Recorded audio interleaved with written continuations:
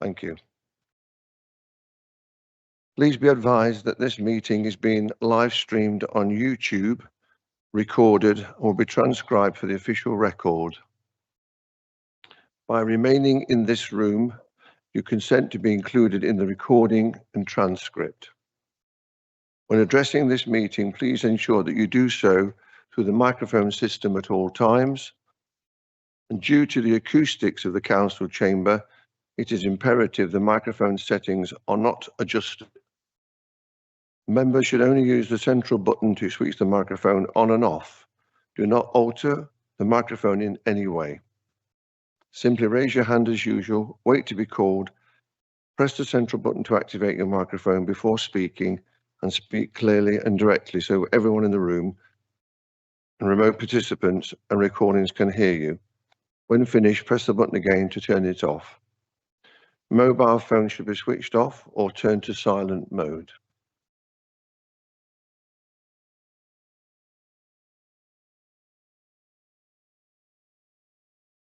For those in attendance, particularly the public, bullet point, attendance, the following. Restroom facilities are available for ladies on this floor and halfway down the main stairwell for gentlemen.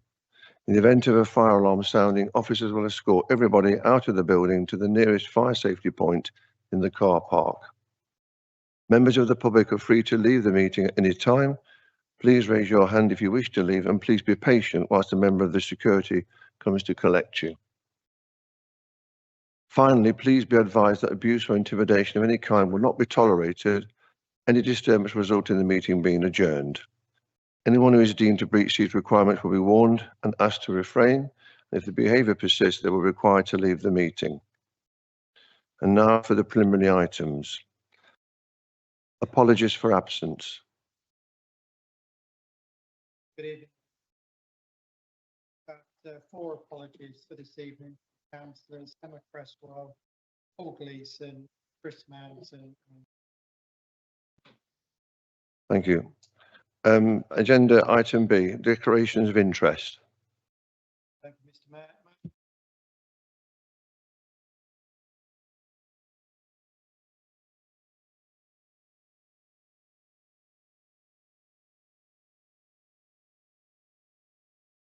Thank you. Have I the council's permission to sign the minutes of the council meeting held on 10th of November 2025? Thank you very much. Are there any communications?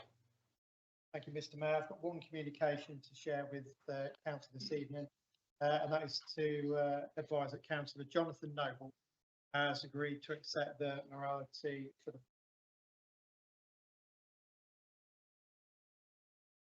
Congratulations and well done, Councillor Noble. Looking forward to you taking over in May. Deputations and petitions. Are there any deputations or petitions?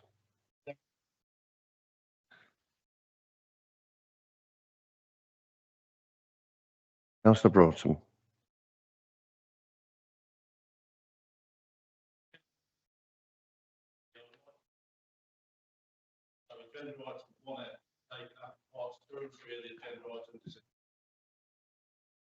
Can I have a seconder, please? Can we have a show of hands? All those in favour?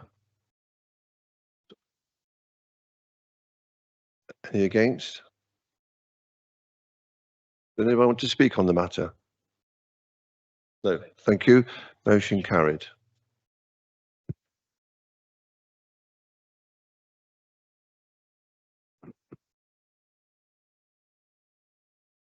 Are there any questions to the members of the public? Thank you. We now move to part 2 of the agenda items. This is the draft audit and governance committee meeting minutes. I'd like to move that these are for noting only. Are there any questions or anybody want to anyone wish to speak on this matter on those minutes at all? Yes, Councillor Woodliff.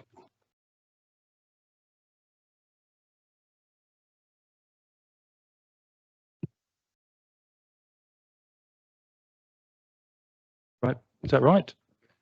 Good, thank you. I want to thank the leader of the council, Councillor Dale Broughton, and also Councillor Sandy Ghosh, the finance portfolio holder, for making an alteration within the minutes, or sorry, within the proposals as such, change the limits on procurement from $1 million to 500,000. That's one thing I want to make. The other thing I would like to make is a point, actually. I'd like to see more officers present at meetings rather than online. There's too much, I think, of people appearing online. And I do think we need to have officers in front of us when we are making decisions. So it's one of the things I think that I wanted to make in this room. Generally, I think we need to have officers present physically. Yeah. Thank you, Mr. Mayor. Yeah. I can say to you, Councillor Williff, at the Chair's briefing this morning of the ANG committee, alongside Councillor Cresswell, who is the Vice Chair, it was made very clear to everyone, the officers who were in that meeting, it was online anyway, that we want officers in the meetings to answer questions and making sure that somebody is there to answer all the questions, not having to keep taking everything away and coming back. So that has been noted anyway, and I've emphasised that this morning at the meeting, that I want to see that from going forward. So I agree what you say. I do thank you for bringing that to our attention.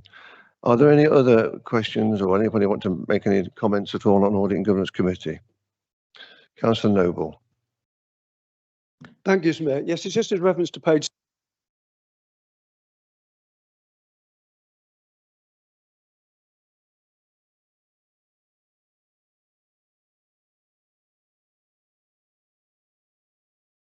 the assumption was overstated by 1.4 million. Okay, and for the PRSA athletics track, inflationary uplift error resulted in an overstatement of 1.249 million. So I just wondered if you could furnish me and other members of the council with what are the correct valuations for those two pieces of assets. Thank you, Mr. Mayor.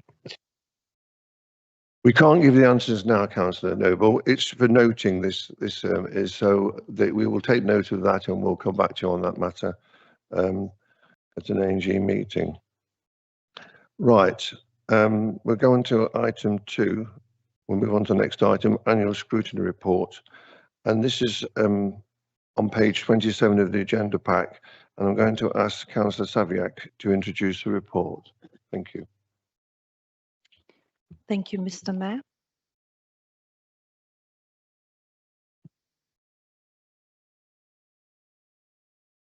Yeah. I'm pleased to present the joint annual scrutiny report for 2024-25, which summarizes the work undertaken by the Environment and Performance Committee and the Corporate and Community Committee during the last municipal year. Scrutiny plays a vital role in holding the Cabinet to account, shaping policy and monitoring performance. Over the year, both committees considered a wide range of issues, including for Environment and Performance Committee, topics such as the revised environment policy, Boston markets policy, CCTV operations, and progress on the Guildhall Action Plan. For Corporate and Community Committee, matters including the Artificial Intelligence Policy, Boston Town Centre Strategy, the Boston Plan 2040, and the LGA Peer Review Action Plan. Where appropriate, the committees worked jointly and contributed to a partnership, wide reviews through the South and East Lincolnshire Council partnership, ensuring a collaborative approach on strategic issues. I would like to thank you all members and officers for their commitment and support throughout the year. Their contributions have strengthened the scrutiny process and helped improve services for our community. The report also looks ahead to the new scrutiny arrangement agreed by the Council in May 2025, which with a single overview and scrutiny committee now in place for 2025-2026. I move that full Council receive the joint annual scrutiny report for 2024-2025. Thank you. Councillor Saviak, thank you very much. Does anyone wish to speak? Councillor Noble. Thank you, Mr. Mayor. Yes, I'm just referring to page 33. E&P were expecting a talk by representatives of the National Grid. Now, I'm just going to ask a question. Has the new Joint Scrutiny Committee any plans for it to request National Grid officers to come to the committee to elaborate on their plans to desecrate the countryside north of Boston with their pylons, given that they have cancelled the previous briefing meeting? It's a really important issue here in Boston, and I think it's incumbent on the committee to request them again to come and explain their plans in detail. Thank you, Mr. Mayor. Thank you, Councillor Noble. It's noted. And anybody else want to speak at all? Councillor Cresswell. Sorry, Cantwell, beg your pardon. I must get to Specsavers and get my eyes tested. Thank you, Mr. Mayor. I'm known by many names. It was just to make a comment that under the Boston task and working groups, it mentions recommendations from the working group on car parks. I know Councillor Evans put a lot of work into this, and I know several recommendations from this work are worthwhile.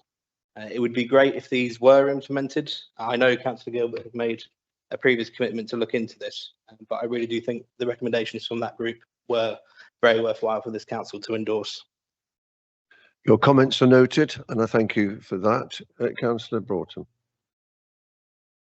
Thank you, Mr. Mayor. I'd just like to, on behalf of being leader of the council, thank both Councillor Ryler and Councillor Gleeson for the hard work they've put in as chairman of both the scrutiny committees this year. It's a very important role, and I think they both did admirable in the roles. Thank you. Any other questions? Anybody else wish to speak? No, we move on then. Thank you very much. Democratic arrangements, appointments to outside bodies. I'll ask the monitoring officer, John, to fire away. Thank you, Mr. Mayor, and good evening and Happy New Year, members. We have in the paper before you one outside body that there was a vacancy on. It's the Sir Thomas Medlicott and Others Charity Trust. There has been one nomination received for the vacancy for Councillor Drayton. So I look through you, Mayor, for a proposer and seconder for that nomination received. Thank you. Thank you, John. Can I have a proposer, please, for Councillor Broughton? Yeah, I'm happy to propose Councillor Drayton for this position. Thank you very much. Can I have a seconder, please? Councillor Ghost. Thank you. Are there any other proposers? No? Okay.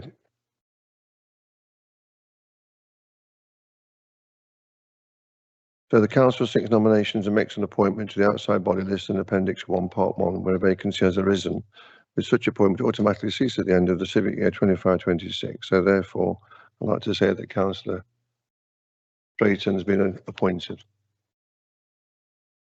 We need to vote on it, beg your pardon. So can we take a vote for all in favour of Councillor Drayton being appointed to that role? Any against? Any abstentions? Motion carried. Thank you.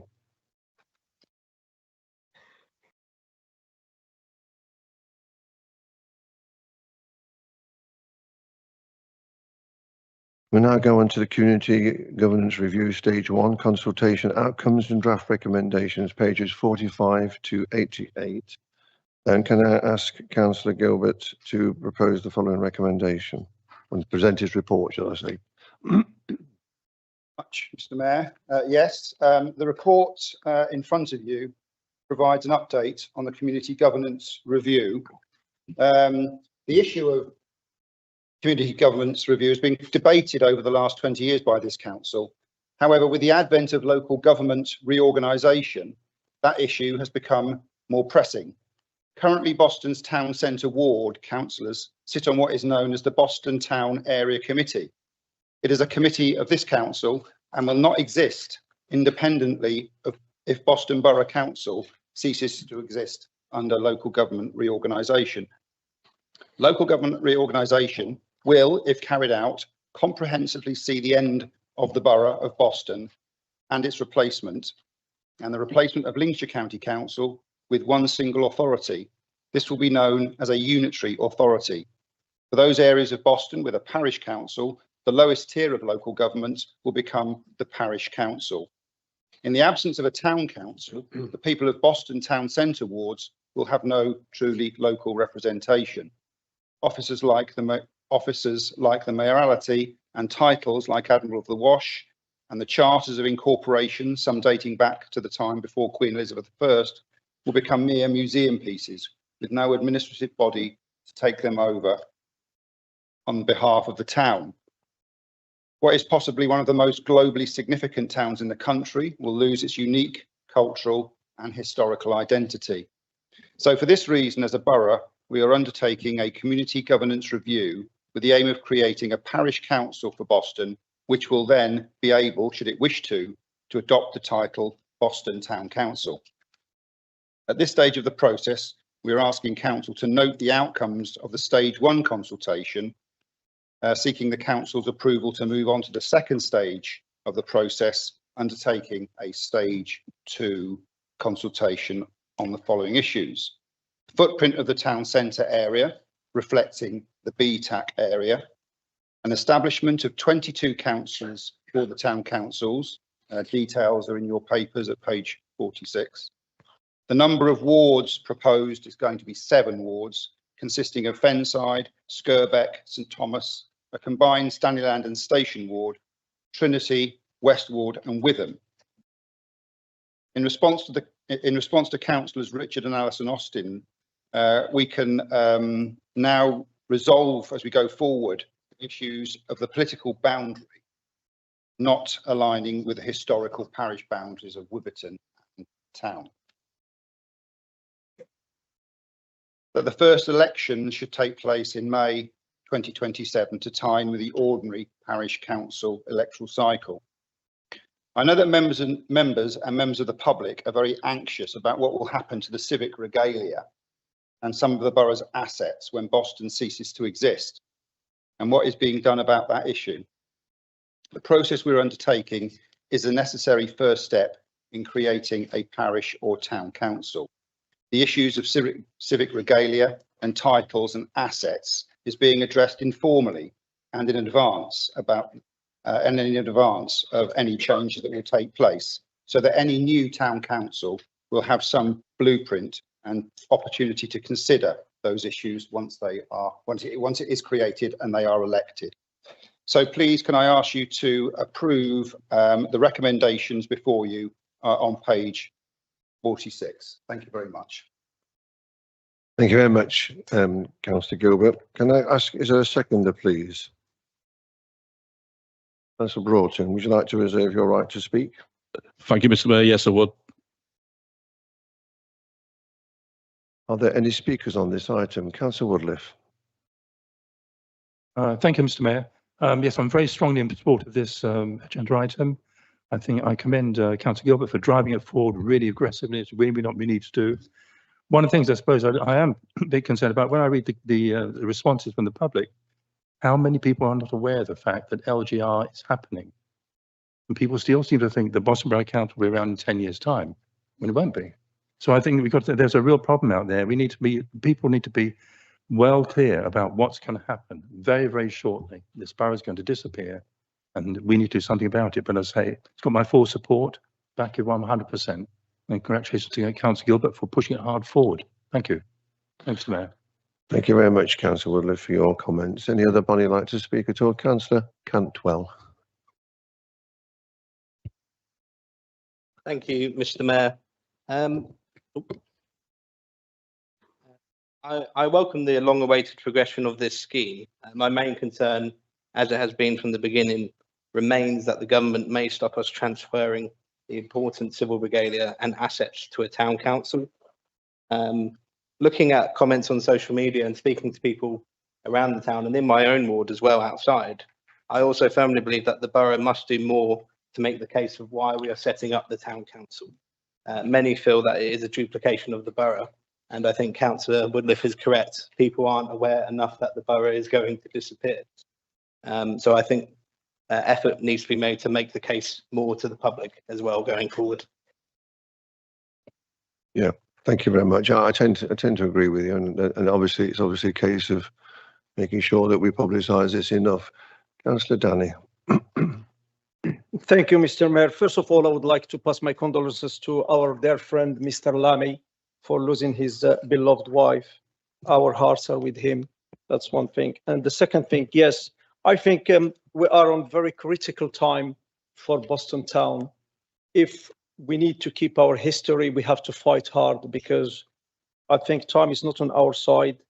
And yes, I totally agree with Councillor Cantwell and Councillor Woodliffe that the public has to be involved and understand the process and the way we are going forward, so they can support us in whatever we do to bring Boston to what we want and keep what we have and keep our assets intact. Therefore, I will support the review, and I think I will wish everybody good luck, and I hope we can achieve what we would like to.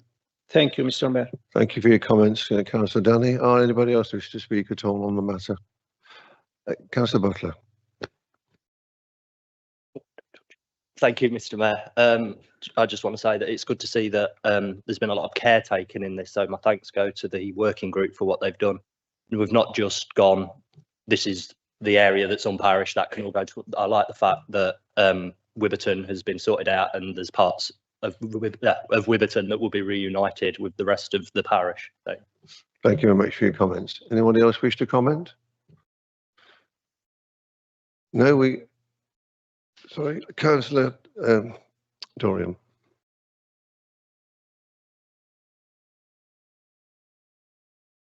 Unlike Councillor Butler, I don't think a great deal of care has been taken with this review. Under Part 4 of the Local Government and Public Involvement in Health Act of 2007, along with the Secretary of State statutory guidance, which was issued in March 2010, this council is under a clear legal duty to ensure that any recommendations arising from a review demonstrably reflect community identity and are effective and convenient for local governance. My concern is that while the report summarises consultation outcomes and presents draft recommendations, it's far less clear where and how the council has explicitly applied that statutory test. If challenged, we would need to be able to point unambiguously to where effectiveness and convenience have been assessed, weighed and balanced. Not inferred, not assumed, but demonstrated. I don't believe that's been done. The consultation itself gives me pause. The 2010 guidance is very clear that consultation must be proportionate, inclusive and meaningful. With 125 responses, I don't believe that is the case. Authorities must actively consider whether responses are representative of the communities who are affected. It's not enough to say that consultation was carried out. We must also be satisfied that it was adequate in quality as well as quantity. I don't see clearly articulated how this council has addressed issues such as uneven participation, non-response, or the possibility that certain communities or voices are underrepresented in the responses received. Without that analysis, there's a real risk that we are treating consultation returns as a mandate, rather than as one strand of evidence to be tested and interrogated. Thirdly, and most importantly from a legal standpoint, there is the issue of discretion. A community governance review is not a linear process designed to confirm a preferred outcome, and all of you have very much given the impression that there is a predetermined outcome. The legislation and guidance require councils to retain an open mind throughout. I've seen no evidence of an open mind from the administration. And you must consider reasonable alternatives and be able to demonstrate why certain options were rejected as the review progresses. If you cannot clearly evidence which alternative governance arrangements were considered, how they were evaluated against the statutory criteria, and why they were then discounted, we will be exposed to the accusation, whether it's fair or not, that discretion has been fettered or that conclusions have been reached prematurely. Dale Broughton has already published on Facebook that we're going to have a town council. His discretion is well and truly fettered. So this isn't about delay for its own sake. This is me telling you I'm not supporting this paper tonight unless you can convince me that you have addressed all these points. And I think we're in a very real danger of being challenged on this. And ultimately, this could end up with a court case. Thank you, Councillor Dorian, for your comments. Anyone else wish to speak on the matter? No? I'd like you to sum up, Councillor. Well, there was a lot there, a lot of legal detail, not all of which I completely understood. But I would just like to point out that when this matter was first debated in this chamber, Councillor Dorian was four square behind the process going forward and evaluating whether or not, in the absence of any kind of local democracy in Boston, we should look towards the formation of a town council. Clearly, a town of Boston's significance really requires some kind of local democratic representation. And the idea of not going down, not sort of exploring that with a serious view to establishing a town council would, to me, be a complete dereliction of this council's duties.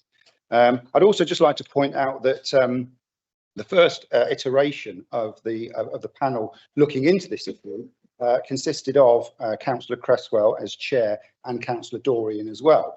And I do believe that in reference to one of the comments that Councillor Dorian's just made there, which is about wider consultation, I think it was Councillor Cresswell who was due to attend a parish council meeting to consult with the parish of Wibberton.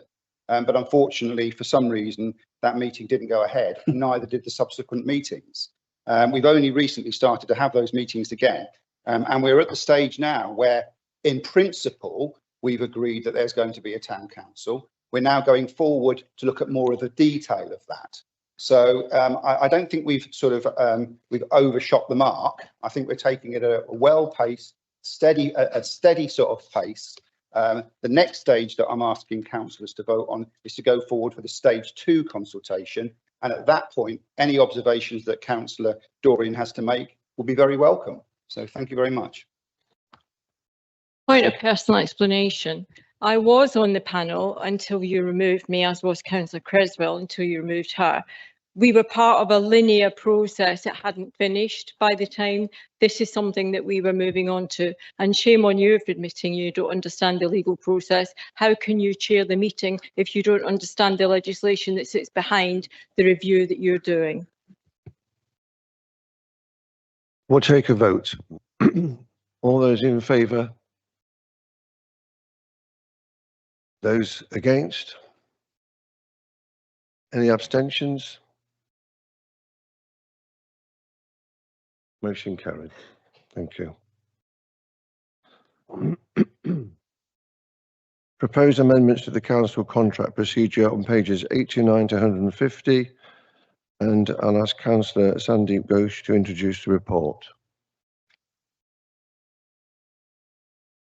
Good evening. Happy New Year to all, and thank you, Chair. I'm bringing proposed amendments to the contract procedure rules to full council for approval and adoption as an Appendix 1A.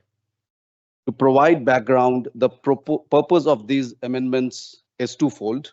The first reason being that public procurement legislation has changed, with the Procurement Act 23 being in place since February 25. Whilst the current contract procedure rules are compliant with this legislation, the proposed amendments include additions and amendments to further align the contract procedure rules with the Procurement Act 2023. In addition to this, the last time the contract procedure rules were updated was 3 years ago, meaning they are due for a review. The proposed amendments have been to Audit and Governance Committee on the 17th of November 2025, where the proposed amendments were considered. These proposed amendments have also been taken to Cabinet on the 10th of December 2025, where Cabinet approved the delegations to officers as an Appendix 2, and also recommend the contract procedure rules to be approved at full council. Appendix 1A, which is page 95 to 113, shows the clean version of the proposed amendments. Please note, following further feedback and considerations, the financial figure at clause 26.5 is amended to £500,000 instead of £1 million. Appendix 1B, pages 115 to 141, shows the tracked changes version. Appendix 2, pages 143 to 146, details the delegations to officers. Please note the only change proposed here is to align the figures within this document with the proposed threshold changes within the contract procedure rules. And Appendix 3, page 147 to 150, highlight the key changes. This includes additions including conflicts of interest and pre-market engagement. In addition to this, it also notes the proposed procurement thresholds as well as additional details on contract management and monitoring. Full council is asked to agree and adopt the revised contract procedure rules at Appendix 1A to this report, including the revised clause 26.5 threshold of £500,000. Thank you. Thank you, Councillor Ghosh. Do I have a seconder, please?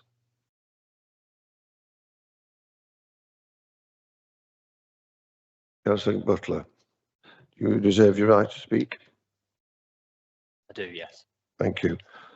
Are there any speakers on this item, please? Councillor Woodliff. Thank you, Mr. Mayor.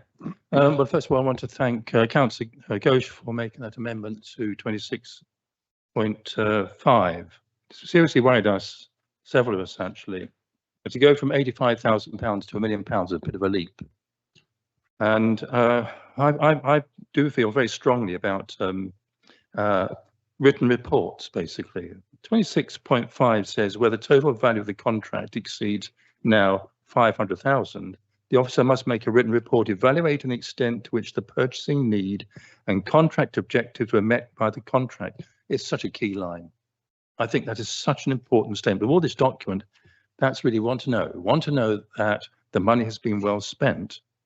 And that's why we were concerned, several of us were concerned about the leap from £85,000 to a threshold of £1 million. It's a huge leap. But thank you very much, Councillor Ghosh, for making that adjustment to us. And I think we'll accept the 500,000, taking into account that, of course, it's inflation and so on. And we don't know when the £85,000 was fixed. So that's a step forward.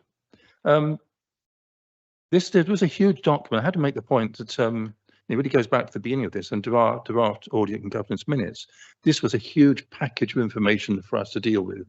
And I am concerned about the amount of stuff that goes through A&G and the ability of us as audit councillors to get to grips with it. That's why I really want officers in the room, and maybe even a pre-meeting if necessary, so we can go through some of the essentials to make sure we actually understand what we're signing up to. Because of course, the fact is that we are in here, all of us in here, once the reports come to us and we've approved it, it's our report.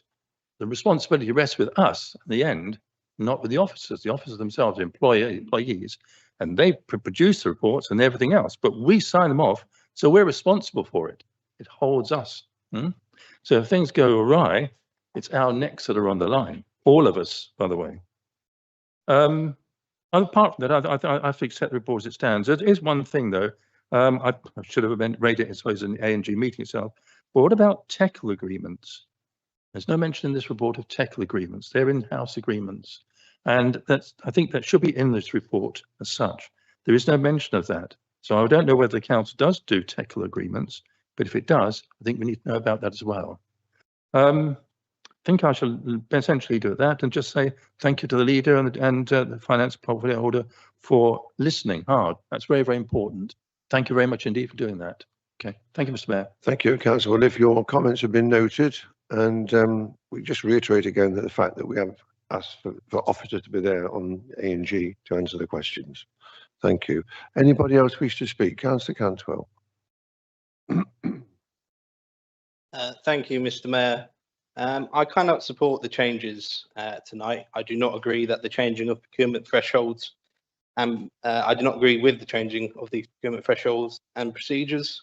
I think it is vital that we maintain a fully robust process, and putting it bluntly, it will be us members in this chamber who feel the public's behalf if the procurement process goes wrong.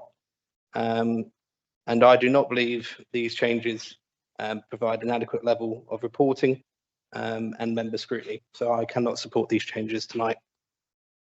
Thank you for your comments, Councillor Cantwell. Anyone else wish to speak? Councillor Dorian. Yeah, I'm concerned as well.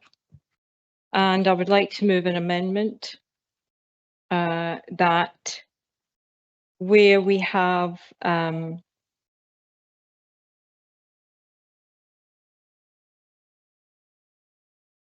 the officers produce a 6-month report to the Audit and Governance Committee, which offers detail of the number and value of procurement exemptions and continuity arrangements, the justification for each exemption, and thematic patterns or repeat use by service area or supplier.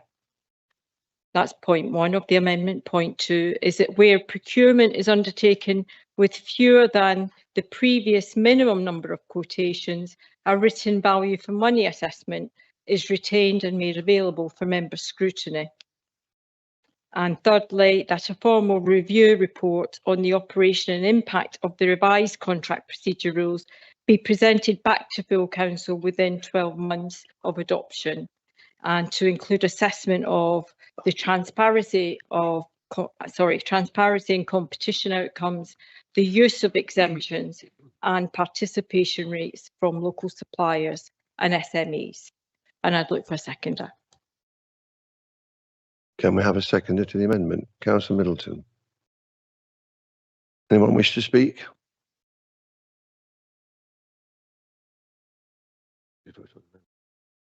Right, we'll take a vote on the amendment then. So the amendment that Councillor Dorian proposed, would you like to take a vote, please? All those in favour? Yes. I know.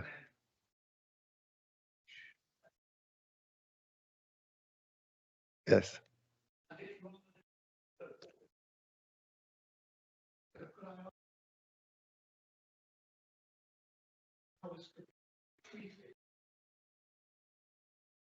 Okay, thank you very much for that. I'll ask the monitoring officer to speak. Can you read the amendments out again, please, but very slowly so we can grasp it? If I could ask the monitoring officer, you can request that it be written down under our constitution. I can email you a copy, and it could be circulated to council. It could be printed off and circulated, if that would help. Members get that, but it addresses the points Councillor Woodliffe and both Councillor Cantwell made earlier. Everybody happy with the fact that Councillor Dorian will produce it in a document form and send it to you? Is that everybody happy with that? Surely we need to be able to see it in front of us. Yes. We can't remember all those paragraphs to know what we're supposed to be voting. I think sorry, members, I think Councillor Dorian's offered to send the document to Dem Services, who'll print it off and then put a copy in front of you so you can see the wording and take a moment to digest what has been proposed. Yes. Yeah. Yes. Okay. Yes. Well, tonight then. So. Did we leave that bit at the top?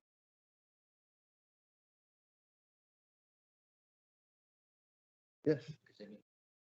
Yes, we'll have to just break for a moment while we get copies of this printed off, and then you can all read it. Councillor Woodliffe. Mr. Mayor, I think actually this matter should go before A&G committee before it becomes back to council. It's quite a major change. And so really I would have said that this particular proposal, which has been presented as an amendment, actually should go before A&G first of all, where it be discussed and then adequately discussed with officers present before we actually go forward. I don't like the idea of major changes being made inside a council meeting in this manner. The change I recommended, with which I asked, was raised at the leaders' meeting with Councillor Broughton and so on. So we made an alteration. It was done beforehand. I think here we are actually being asked to make a major change on the hoof. And really, I think actually this matter should be presented first to ANG, discussed at ANG, passed to Cabinet, and come back here. And I think that's the way it should go, rather than just being decided in the meeting here. Okay, thank you for your comment. Councillor Ghosh. Also, before I vote, I really need to know what amendment specifically Councillor Dorian has suggested and the purpose of it, because without that, even I can't vote for that amendments. Thank you.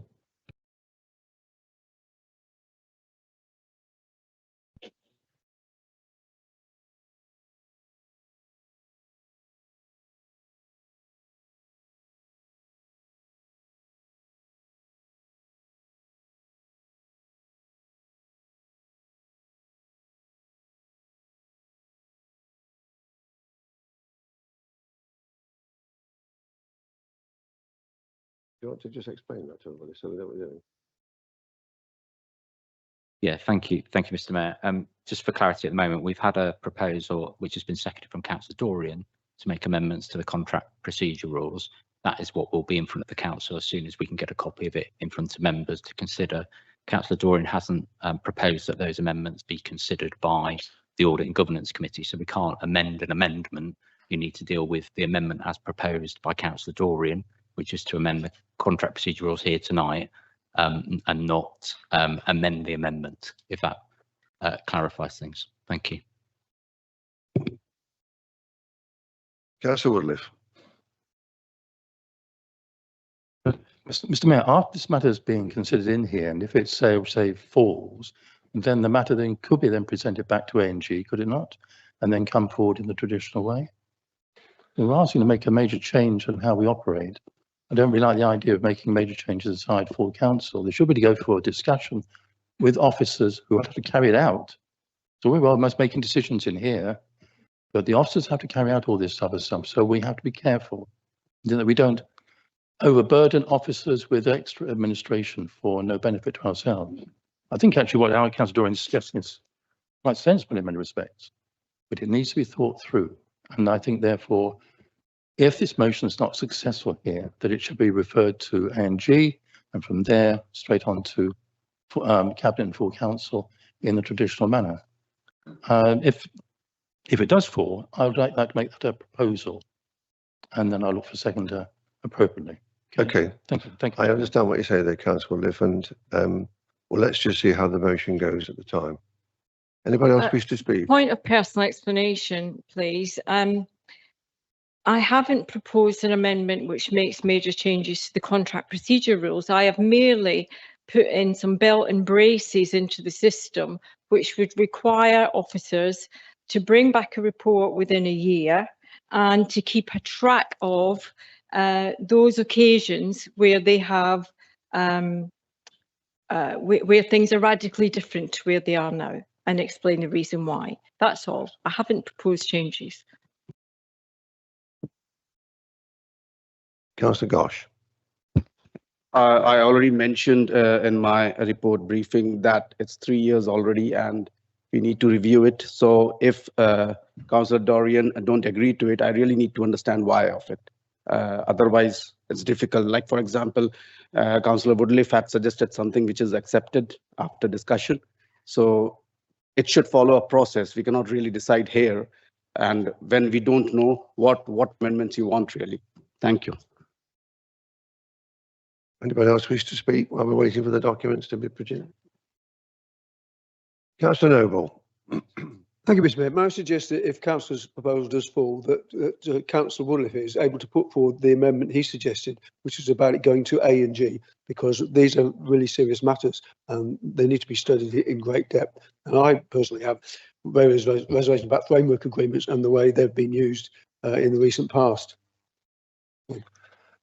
Thank you very much, and you noted, Councillor.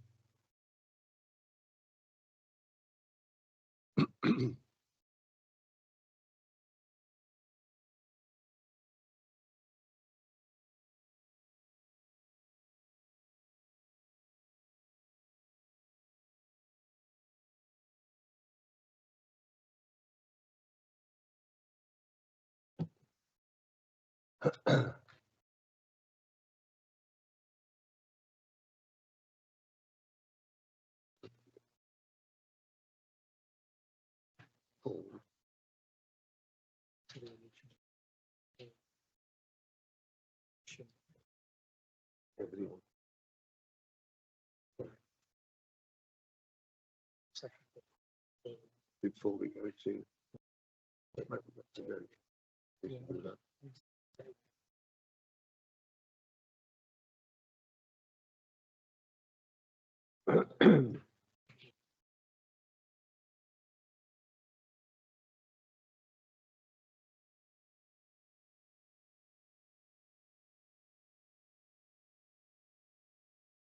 John wants one.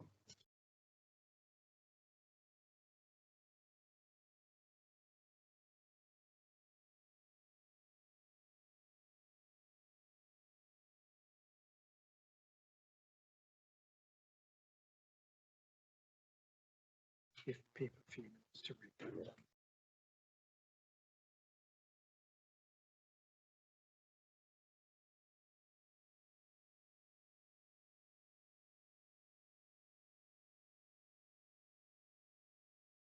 I'm going to say anything. Say anything.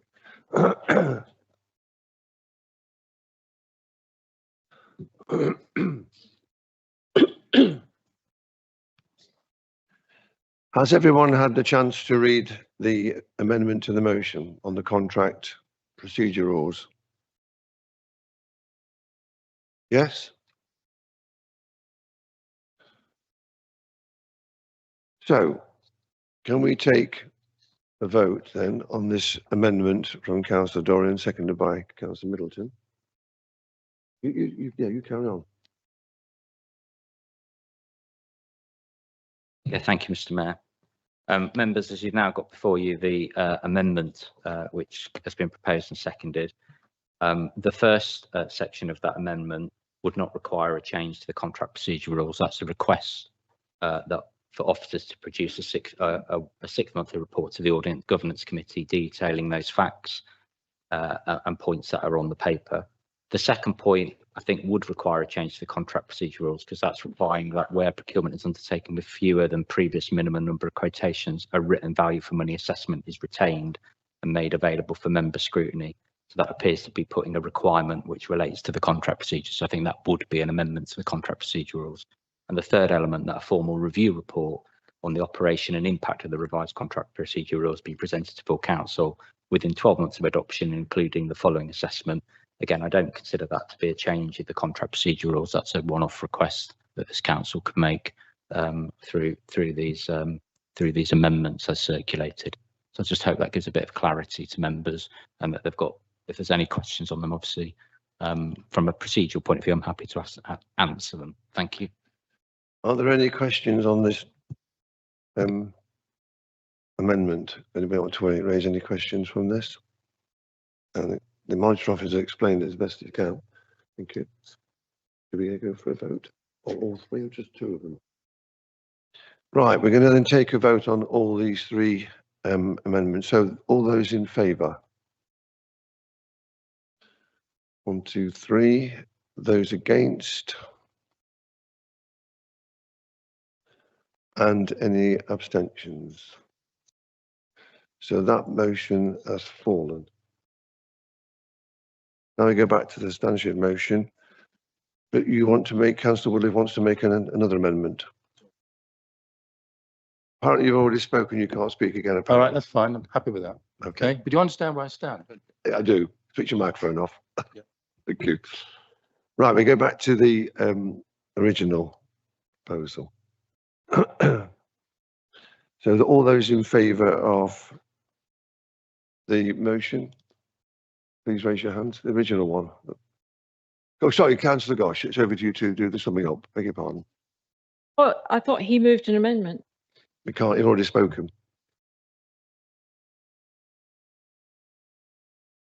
No, you didn't. No. No, Councillor Ghosh, over to you.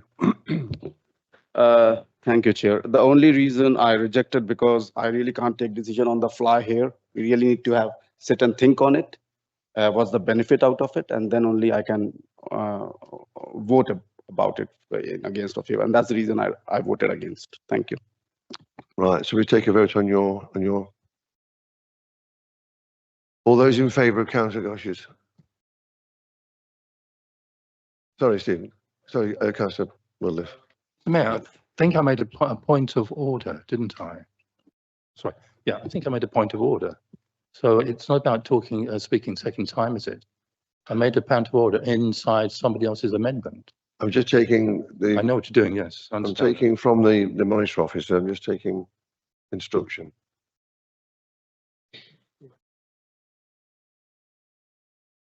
Yeah, thank you, Councillor Woodliff. You spoke on the substantive motion, so you'd already spoken, and you can speak again on an amendment, but because you'd already spoken on the substantive motion, that's your opportunity to speak in the council debate. You could speak if the motion had been amended further. You could speak again then, because you'd already spoken on the substantive motion, and that's your opportunity constitutionally to speak. Thank you.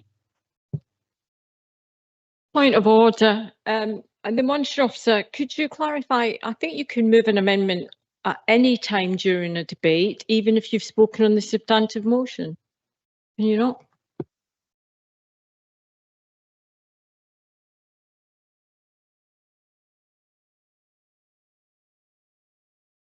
Okay, so the rules in relation to speaking are set out in 17.5 of the Council's Council Procedure Rules. A member who has spoken on a motion may not speak again whilst it is the subject of debate, except to speak once on an amendment moved by another member, which I believe that's what Councillor Woodliff did, to move a further amendment if the motion has been amended since he or she last spoke and it hasn't been amended, the amendment fell. If her first speech was on an amendment moved by another member to speak on the main issue, in exercise of a right of reply, summing up, which is the right of the move of the motion, on a point of order and by way of personal explanation. Thank you. Right, we're going to take a vote on Councillor Gosh's. All those in favour of Councillor Gosh's report?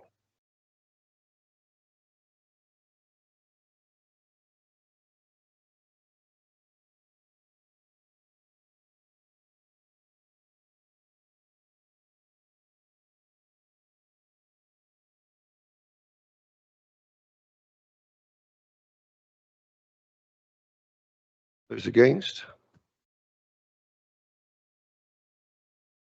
Any abstentions? Motion's carried. We go on to the next one.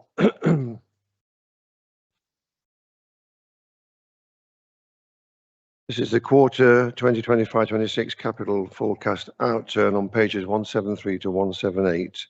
I'm going to ask Councillor Gooch to introduce that report.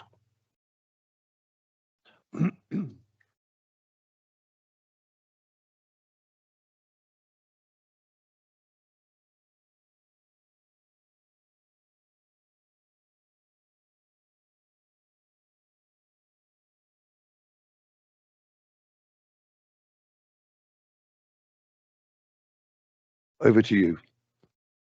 Thank you, Chair.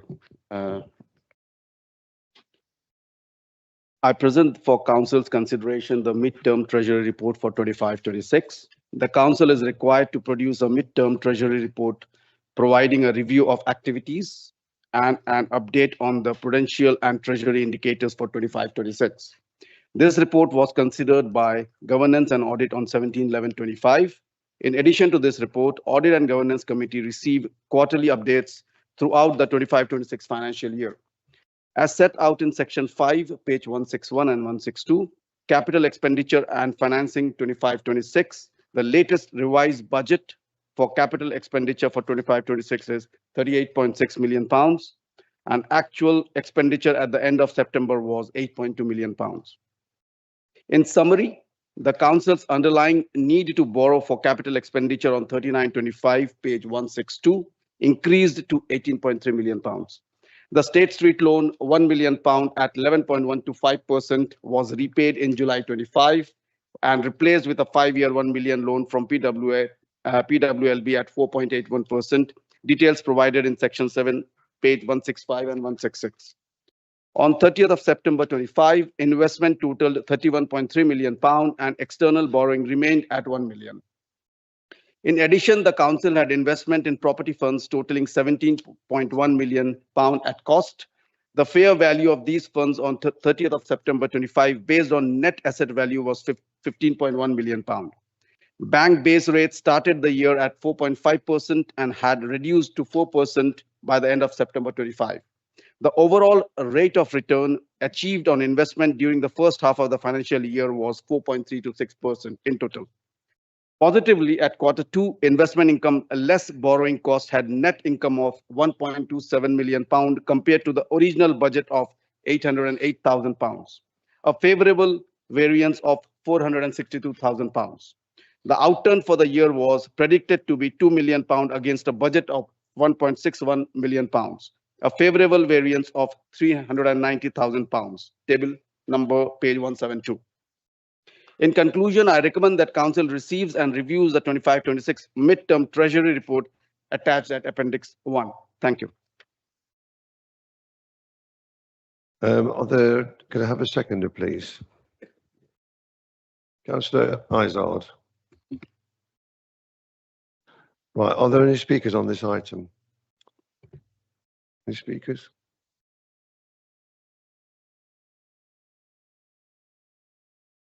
No? Oh, Councillor Woodliff. Thank you, Mr. Mayor. Well, I think we're all pleased to see the back of the State Street loan. I think that's the thing that's, I mean, I think it's been a great step forward. Everything else is fine. It's excellent report. But I think that the State Street loan we lived on our memories for a long time. And I'm just glad that it's disappeared, even it has disappeared into a Public Works Loan Board loan. Anyway, thank you, Mr. Mayor. Yeah. Thank you very much, Councillor Woodliff. Anyone else wish to speak? Would you like to sum up then, Councillor Ghosh? No, thank you. Okay, we take a vote then, shall we? All those in favour of Councillor Ghosh's report?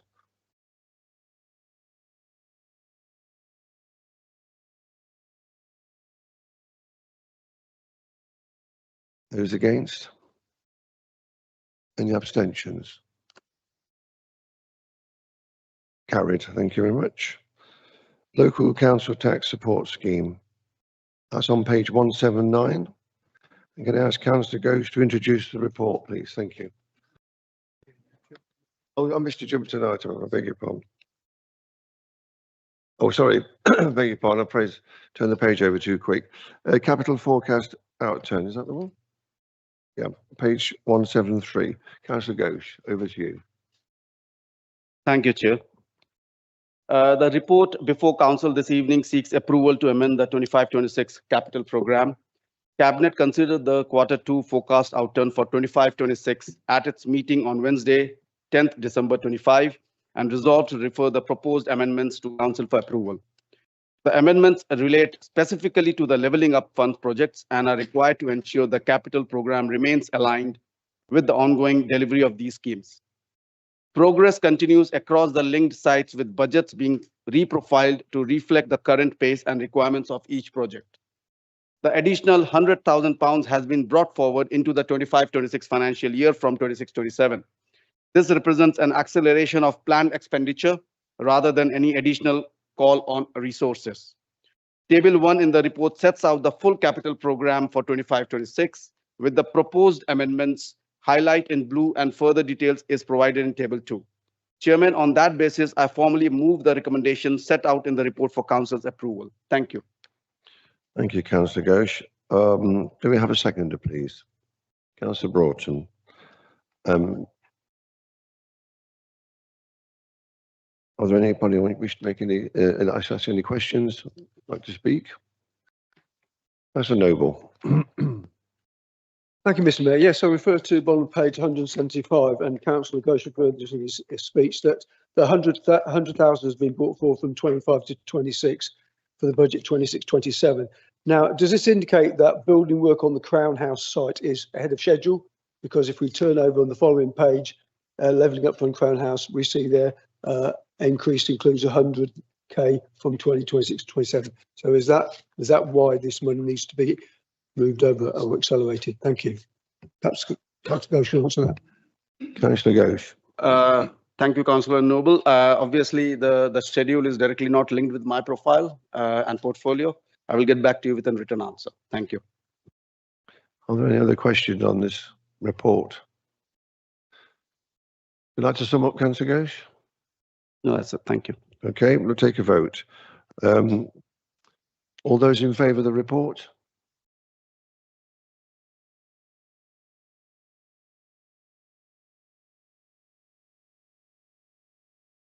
Those against? Any abstentions? Motion carried. Thank you. Right, item 8. Apologies, jumped the gun. Local Council Tax Support Scheme 2026-27, page 179. And I'm going to ask Councillor Ghosh to present that report. Thank you. Thank you, Chair.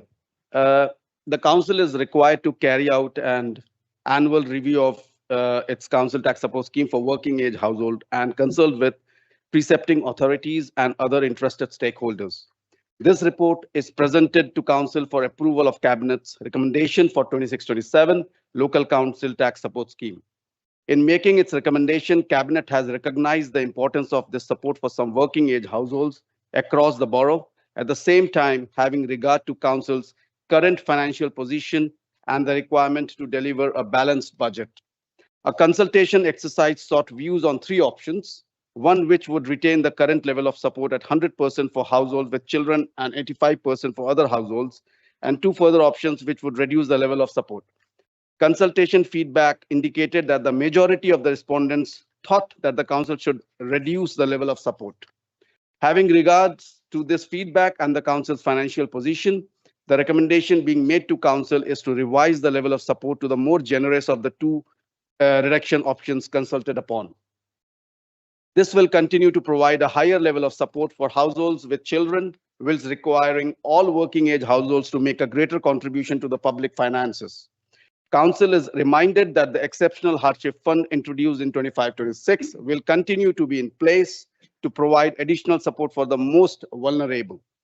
Moving to the recommendation, council is asked to approve the cabinet recommendation to revise the local council tax support scheme for 26-27 by changing the maximum level of support to 90% for lone parents, 80% for couples with children, and 75% for all other households. With the scheme operated in line with DWP's annual update of allowances and premiums for 26-27. Thank you, Chair. Thank you, Councillor Ghosh. Is there a seconder, please? Councillor Broughton. Are there any speakers on this item? Councillor Gilbert. Yeah, thank you, Mr. Mayor. When this first came to cabinet, I thought to myself, I'm going to probably have to tell Councillor Broughton and Councillor Ghosh that I wasn't going to be able to support it. But it started a bit of a crumb trail for me. And I started to do a little bit of research. I started out with some of the responses to our consultation. I identified a number of people who said that they thought that simply being in receipt of benefit didn't necessarily make you badly off. But it is a polarising issue. So I've moved on it from supporting the policy of this council, covering 100% of the council tax costs for eligible people on benefits when we voted on it last year. And I was inclined to abstain this time because, as I am someone who feels I have a social conscience, it sort of felt like it was going against the grain of what we've become used to when thinking about discussing welfare and support payments. I completely accept that this policy before us today, may have wider economic implications, which would largely benefit the county council. But the issue is wider than that. It has wider implications than that. There are many respondents, as I've said, who believe welfare payments don't make you worse off.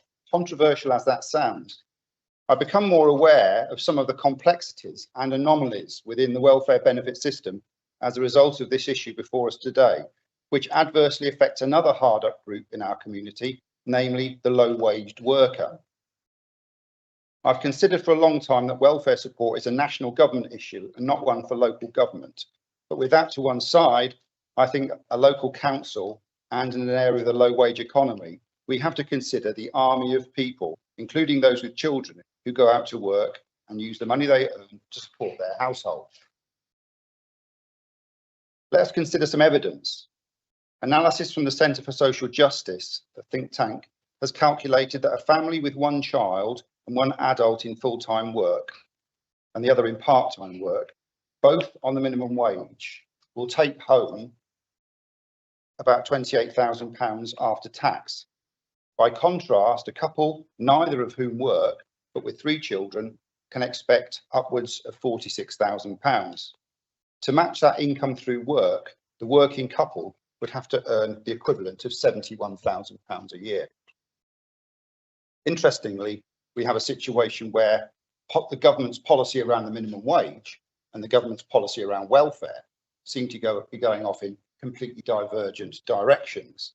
An interesting little bit of further research would suggest to me, and again, you can do this research yourself if you wish to do so, that if we were to look at the average wage today, as it would maybe have been based on the average wage in the 1960s, the average wage today should be in the region of £70,000. So something quite dramatic has happened over the course of the last 50 or 60 years. It is clear our community of low-wage workers is being disincentivised to work, and it's not the responsibility of this council to further disadvantage working people in our borough by passing on to them the extra cost of completely subsidising out-of-work parents and others. As a council, we need to show fairness to all our communities, both our in-work community and those who are out of work. So therefore, I'll support this proposal. Thank you. Thank you, Councillor Gilbert. Are there any other persons who wish to speak? Councillor Woodliff. Thank you, Chairman. Well, first of all, I accept and understand Councillor Gilbert's argument, but I voted for the 100% scheme last time, and I was happy to do so. I don't think I can vote to shoot it down this time. My group is split on this matter, as I'm sure maybe others are. But I pick out 3.6 on page 183 of our report, and it says, in the backdrop of the current economic climate, reduction in level of support may impact on some low-income families. Yeah.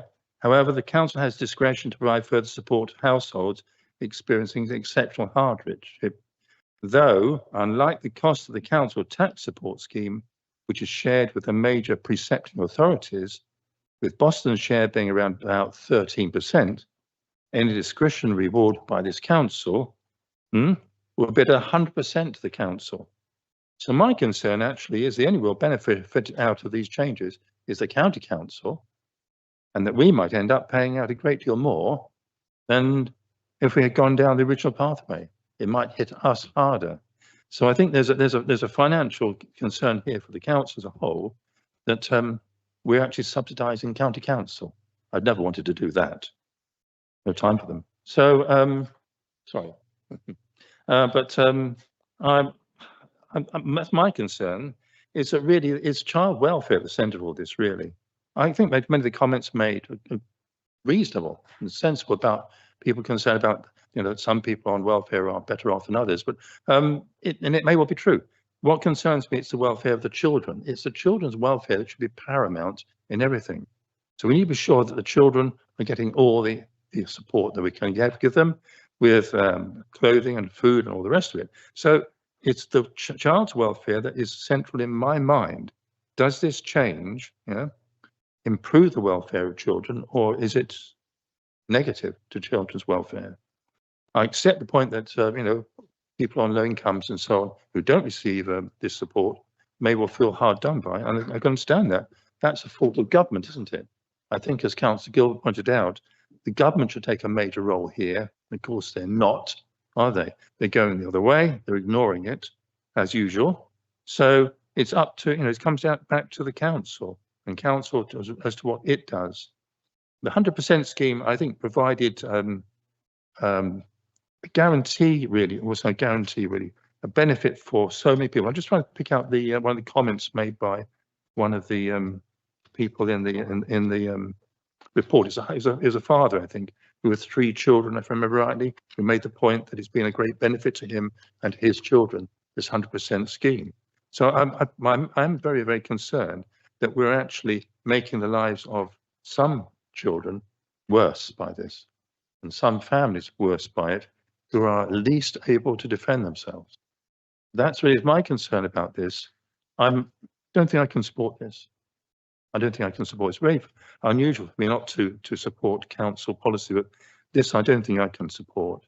You know, it's, in my opinion, it would be damaging to children, and children's welfare should be paramount, should be the heart of every single thing we do here. And I don't think that this change actually benefits children. It might benefit some other people, but it doesn't benefit children. I better leave it at that. Thank you, Mr. Mayor, for allowing me to speak. Thank you, Councillor Woodliff. Anyone wish to speak? Councillor Cantwell. Thank you, Mr. Mayor. I completely agree with Councillor Woodliff. I think it's important in times of difficulty that our residents face, that this council supports them as much as possible, which is why I support keeping the current scheme in place. And this decision that we take tonight must be taken on the context of January 2025, where the council voted through the changes that massively inflated the remuneration we get from our roles. And to turn around to residents and say that this reduction in support is justified is not the correct way to go, in my view. Thank you, Mr. Mayor. Thank you, Councillor Cantwell. Councillor Dunny. Thank you, Mr. Mayor. It's very interesting to talk about the welfare in United Kingdom or in our country. And I totally agree with Councillor Gilbert and what he said. I mean, we are here to support our local communities. We are here to provide them with what we can to make their lives better. And if just for our interest, there is around 4 million kids in this country live under poverty. They live in poverty. So we have a big problem. However, the welfare was created to support these things. And unfortunately, it has turned to some people as a business, probably a project. So people, they make money through that. I'm not going to go in details on that. There is the cap of 2-child benefits has been lifted. That will help a lot of people who have more than 2 kids. And it's a good support. I think as a council, we have to look out for ourselves as well and our finances. So we have to divert and see where the things are going. If the welfare is changing with the government, so we have to move on all the time and be updated. And let's not forget that the welfare sometimes is manipulated by government because to have more voters for themselves. So they give more money to people to get more votes. And it's happening everywhere. The welfare in certain European countries, likes of Germany and France, they're reducing it. They're watching people. They're taking money from people because they cannot afford it anymore. It becomes like sort of a cancer, which is taking money from the government, and you cannot divert that finances to something else, which is more important. So I think I will support our council in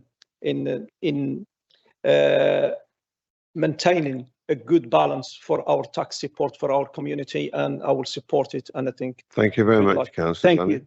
Thank you. Anybody else wish to speak? Councillor Dorian. Yeah, I'd like to say that one of the proudest moments of my leadership was when we passed this 100% council tax support scheme for our local residents. If memory serves me, I think the figure that was quoted, we lifted 400 children out of poverty. And this paper grieves me greatly. I don't often agree with James Cantwell, but I agree with him tonight. This decision, in the light of the decision that was made in January 2025, is reprehensible. I've ruminated long and hard on that decision. And whilst the council tax support scheme being at 100% was the best decision in my leadership, the worst decision was listening to Woodliff and Bedford councillors who proposed the astronomical rises in councillor allowances. And I went along with that. And to my eternal shame, I wish I hadn't. And I owe the people of this borough a very humble and a very sincere apology, because we didn't need those allowances. We didn't actually deserve those allowances. And I, for one, I'm very sorry for what I did that day and the way I voted that night. But back to this. It was a really proud moment. It was something that we did collectively as a cabinet. We convinced full council to support it, and I think it was unanimous that night. I could be wrong. The tape will tell the truth.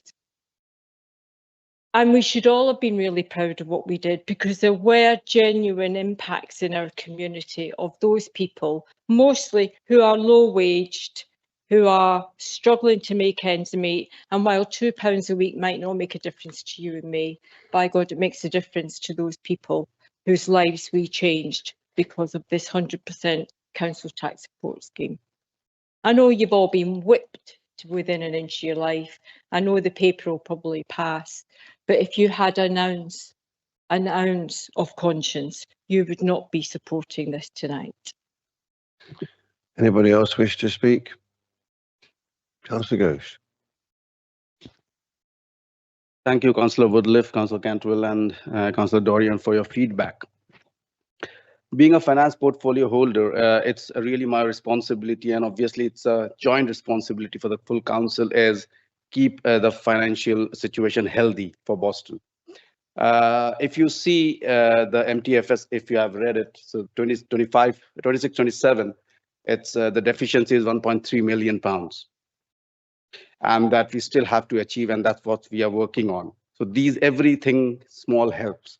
Now, I have to wear two hats really, one a councillor and I'm a portfolio holder.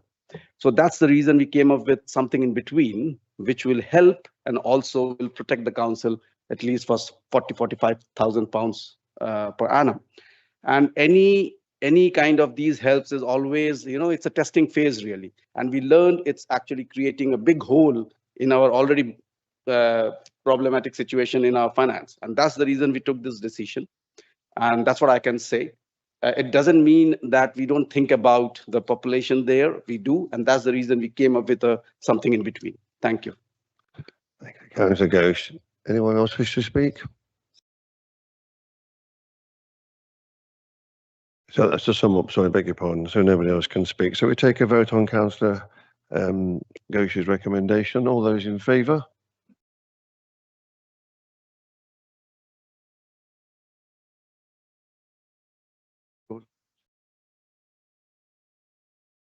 Just hang on a second.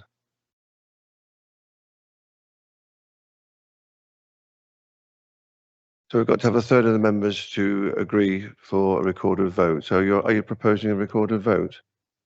So a third of the members have got to agree to that. So all those in favour of recorded vote?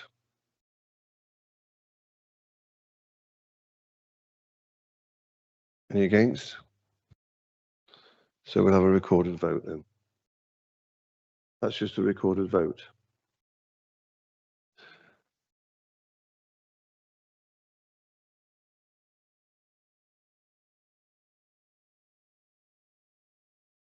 So I'm going to ask Amanda to do the recorded vote then. I'll call your names one by one. Please vote for, against or abstain. Councillor Alison Austin. Councillor Richard Austin. Councillor Baxter. Councillor Bedford. Councillor Broughton. Councillor Brown. Councillor Butler.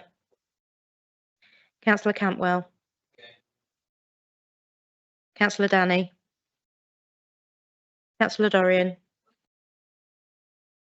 Councillor Drayton. Councillor Evans. Councillor Ghosh. Councillor Gilbert. Councillor Izard. Councillor Marson. Councillor Middleton. Councillor Noble. Councillor Pierpoint. 4. Councillor Pryke. Councillor Savikian. Councillor Scoot. Councillor Sharp. Councillor Staples. Councillor Welbury. Councillor Woodliff.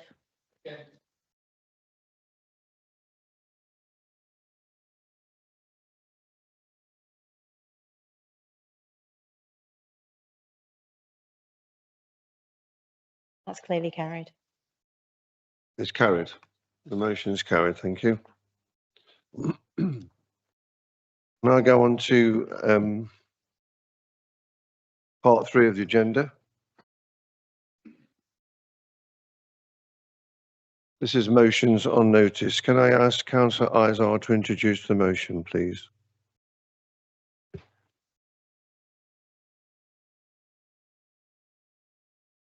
Thank you, Chair, and good evening, fellow councillors.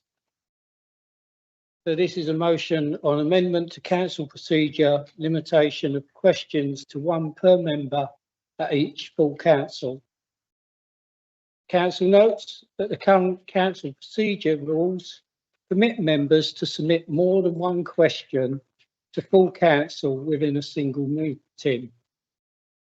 That recent meetings have demonstrated that multiple questions from the same member can extend proceedings, reduce time available for wider debate, and limit opportunities for other members to participate, thus ensuring fair and balanced participation from all elected members is essential to the effective functioning, transparency and efficiency of full council meetings. Therefore, the council resolves to amend Council Procedure Rule 11.2 to state that a member of the council may submit 1 question only to full council per meeting. That this amendment shall take effect from the conclusion of this full council meeting on the 12th of January 2026. That the monitoring officer be authorised to update the constitution and any associated guidance documents accordingly to give effect to the amendment. Just to clarify and explain, these changes do not prevent any member asking a question on each agenda item that may be published in the agenda. Neither does it prevent a supplementary question on the subject following the answers given. It will make changes to the number of questions a member can ask other members at each full council to just 1 question at the meeting. And this follows the full council of the 21st of July 2025, for example, where several questions were asked of fellow councillors. Could you summarise what your councillor's role has been over the last 2 years, which was felt a waste of time for all those attending and for the residents that were viewing the live meeting? I will now ask for this motion to be seconded. Can we have a seconder, please? Thank you, Mr. Mayor. I'll second the motion and reserve my right. Thank you very much, Councillor Cantwell. Are there any speakers on this item? Councillor Woodliff. Oh, sorry, Councillor Noble. Thank you, Mr. Mayor. Yes, I think this whole concept, I'll just wait for the councillors to finish talking. Thank you. Yes, I think it's an outrage, a bit of democratic outrage. The fact that we're in the history of Boston Borough Council, we're now going to be restricted to 1 council plus a supplementary. I mean, I ask obviously have questions, but I've never asked more than 4. And the questions I ask are always pertinent to the point. They're relevant. Now, I'll give you another example why we put questions here in the council, because we get a fairly expeditious, quick response. Now, I'll give you an example. I submitted some questions, A and G, on the 17th of November, and I finally got an answer to them on last Friday, on the 9th of January 26. So that's one reason why I have these questions here. Plus, it should be a democratic right for us to be able to ask questions. And it's part of a pattern, I think, because we used to have 2 scrutiny committees. Now we only have 1. So there seems to be a democratic deficit. And if we take that to a wider national level, we see the government trying to stop certain elections taking place. So I think we need to preserve our democratic rights. Now, but in the interest of compromise, may I suggest that as an alternative, and I'll look for a seconder, that a elected member is allowed to ask 2 questions here in full council rather than just the 1. And I'd look for someone to support me on that as a seconder. Thank you, Mr. Mayor. So you're making an amendment to the, right, so that your amendment is for 2 questions per member. Do we have a seconder for that? We don't. So your amendment has fallen. Anyone else wish to speak on the? Councillor Broughton. Thank you, Mr. Mayor. I'm very surprised you've took the stance you have, Councillor Noble, seeing as the county council model, which the reform are actually running the county council, follow this method, as has previous administrations on the county council.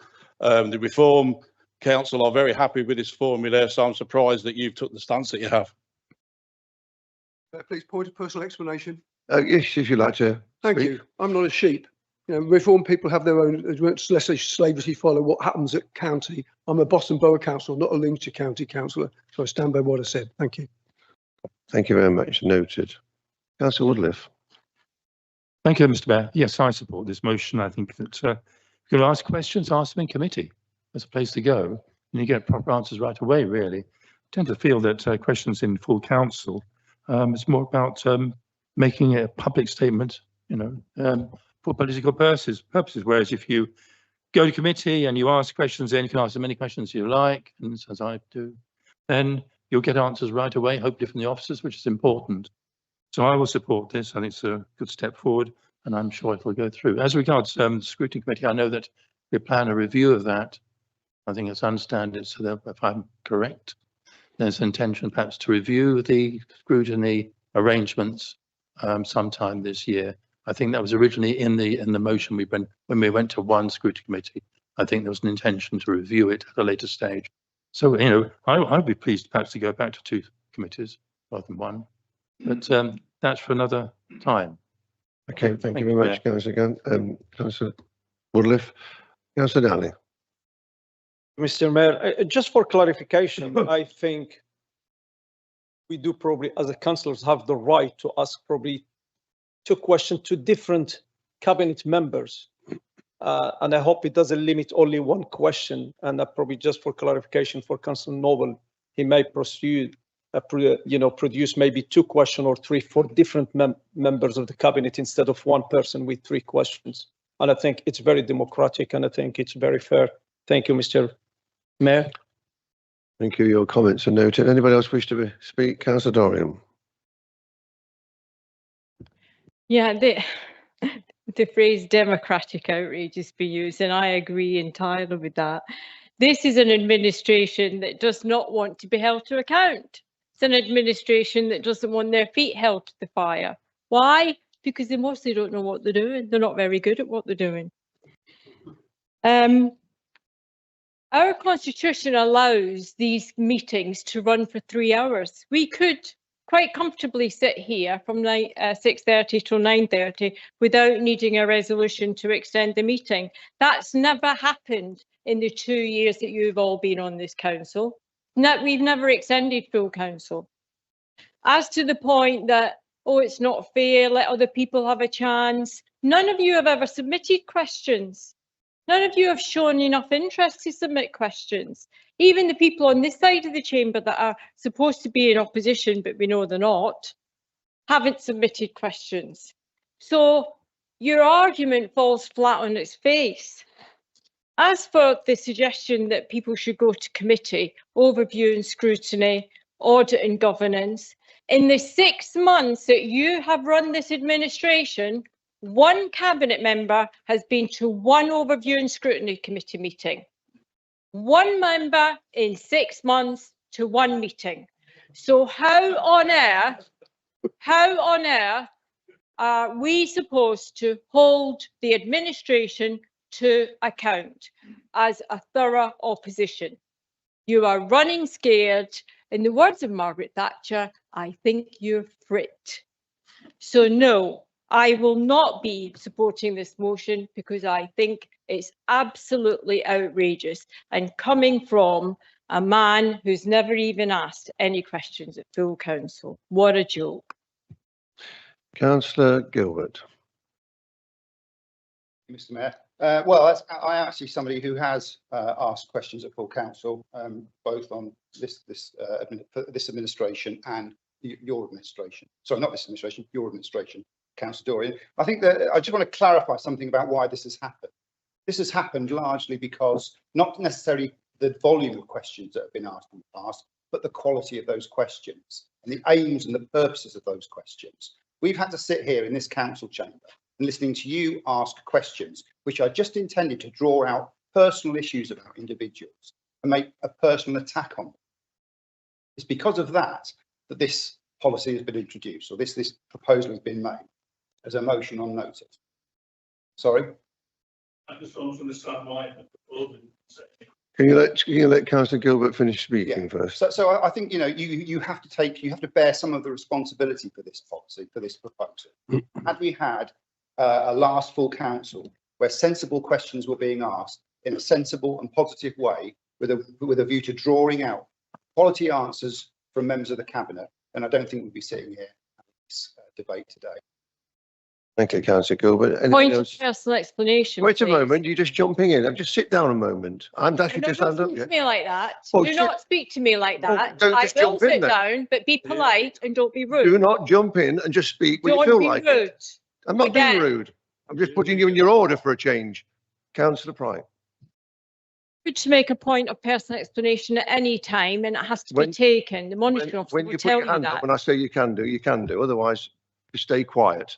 Councillor Pryke. Councillor Gilbert took many of my points, but this is a perfect example of why we need to change our procedures in this council.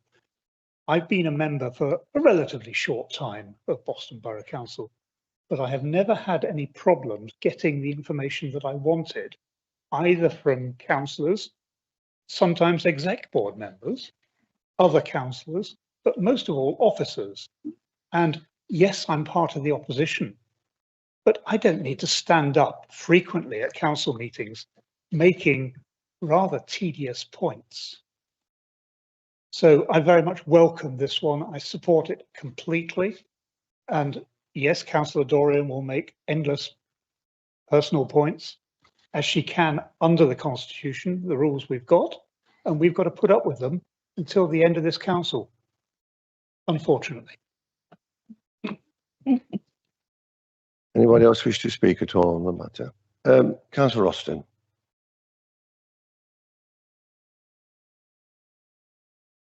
Thank you, Mr. Mayor. I had to take my hearing aids out then because of the noise that some people were making. Now, if I can continue, I was on county council for probably longer than most of the other people in this room. There was never any need. Nobody even considered asking a second question because one question was thought adequate. I never heard of questions that were, well, the questions were just sensible questions that needed asking, and occasionally perhaps the executive member said, I would like to expand on this for you outside the meeting. But other than that, they were very civilized meetings.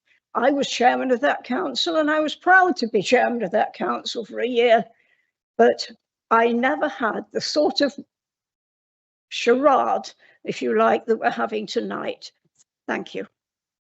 Thank you, Councillor Austin. Councillor Dorian.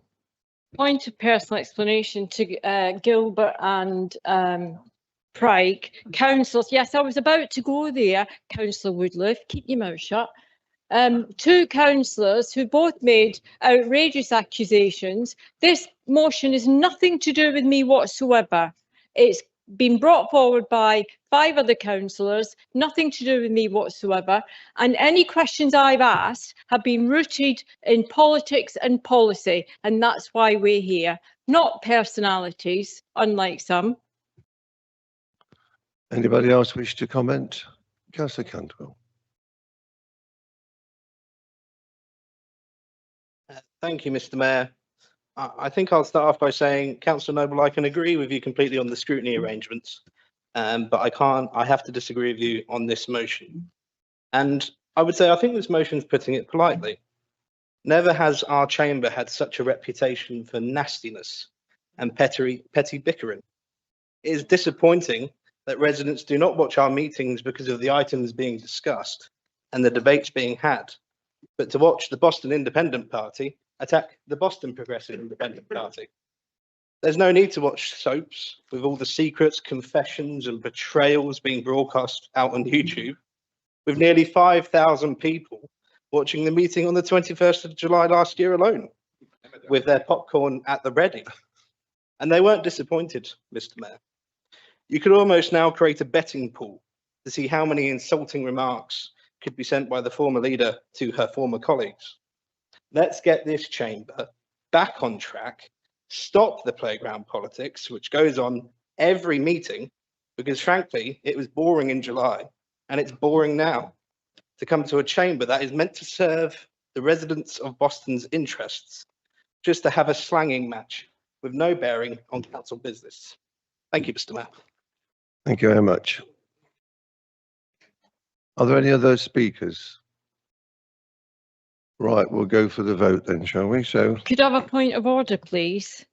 Under the Constitution, I'd like to ask the monitoring officer, any changes to the Constitution require a report to be brought forward by the monitoring officer and discussed at this full council. I think you'll find that under Part 2, Article 14, point 14.3, just to help you, John. Have you provided such a report to council? I've not got a copy in my pack.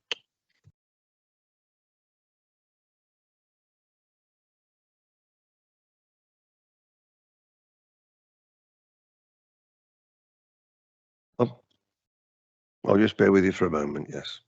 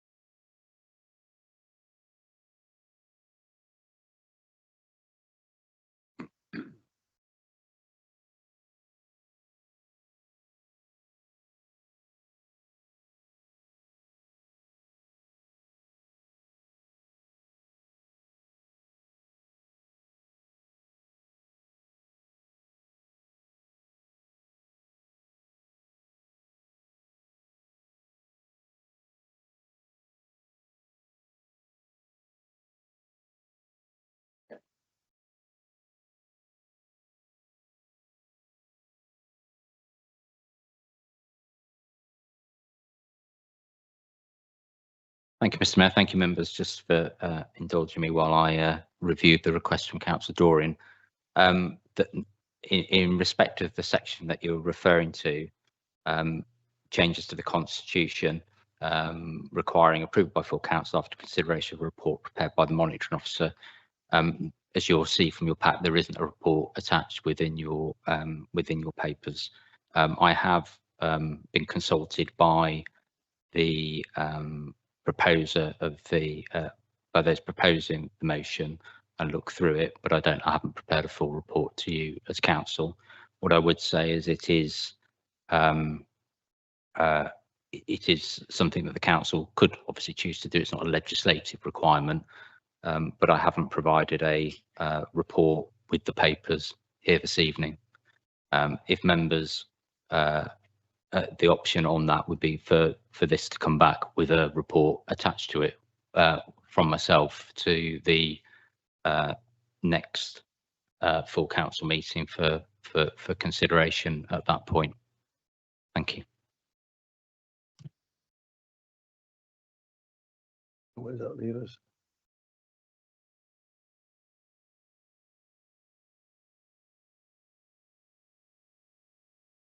back to the March meeting. Do you want to explain that for me? Just explain that for us. Yeah, thank you, Mr. Mayor. Accordingly, I think we will need to represent the motion with a report attached from the monitoring officer to the meeting of council in March. Thank you, members.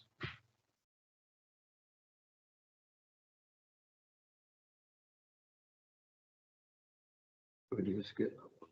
Go on to the next one. Oh, yes. Can anybody speak on this at all or not? Yeah. Right, we're going to move on then to the next thing. That's questions from elected members.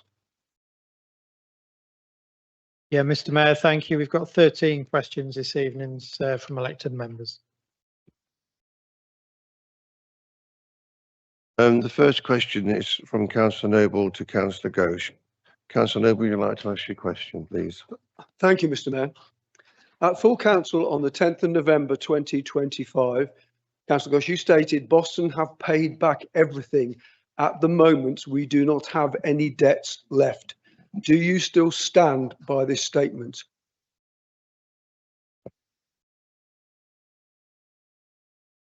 Councillor Ghosh. Thank you, Chair, and thank you, Councillor Noble, for giving an opportunity to provide further clarification. To address the point raised at full council, my reference to repayment in full related specifically to PWLB loan, as that was the focus of the question. The State Street loan is a separate issue altogether, and given its very high interest rate, one that the previous administration appeared content to continue servicing for a considerable period. From my very first discussion with then Section 151 officer after I took over the finance portfolio, I made it very clear that as portfolio holder for finance, I had no appetite for retaining expensive long-term borrowing. The intention was always to exit such loans when market conditions allowed, and since then we have kept a close and careful watch on opportunities to secure better value alternatives. For clarity on the State Street refinancing, the original State Street loan was taken out on 29th of January 1991 for a period of 60 years at an interest rate of 11.125%, with an annual interest cost of £111,250. This loan was repaid on 11th of July 25. A replacement 1 million PWLB loan was taken on 15 July 25 for 5 years at an interest rate of 4.81%, far lower than what is the initial interest, with an annual interest cost of £48,100. This produces a full year net interest payment savings of £63,150, reflecting that the premium paid on clearing the loan will be released over the remaining life of the loan. The full year budget saving will reduce by 18,000 to a net position of £45,103 saving in 26-27. In addition, the PWLB loans was repaid in full in 24, delivering savings of approximately £6.5 million. The refinancing of the State Street loan means the council is now paying roughly half of what it was previously paying in interest. To confirm the wider debt position, Boston Borough Council currently has the 1 million PWLB loan referred to above. Just to give you information about our partners a bit, South Holland District Council has 67.456 million of debt relating to its housing revenue account. Neither South Holland District Council nor East Lindsey District Council has any external general fund borrowing. Thank you. Thank you very much. Councillor Noble, do you have a supplementary question? I do. Thank you, Mr. Mayor. Yes, the question was, do you still stand by the statement? It was a yes or no answer, and it's clearly, it's no. Councillor Ghosh doesn't stand by that statement because on the very next page, he talks about the the Public Works Loan Board loan of £1 million taken out in July 2025, an interest rate 4.81%. So that is a debt. It's a debt. So we do have debts. But my question about this PWB loan, this new one is, What is the money to be used for? Is it, for, one presumes it's for capital expenditure, and in that case, for what precisely? Thank you. Councillor Ghosh. Sorry, I didn't understand your question fully. You asked what is the money used for? The purpose, what is the purpose of the loan? Yes. To paying back the State Street loan. I already answered. I was impressed we'd already done that. Yes. Sorry, I'm not getting you. I already explained. I gave you the answer, I think.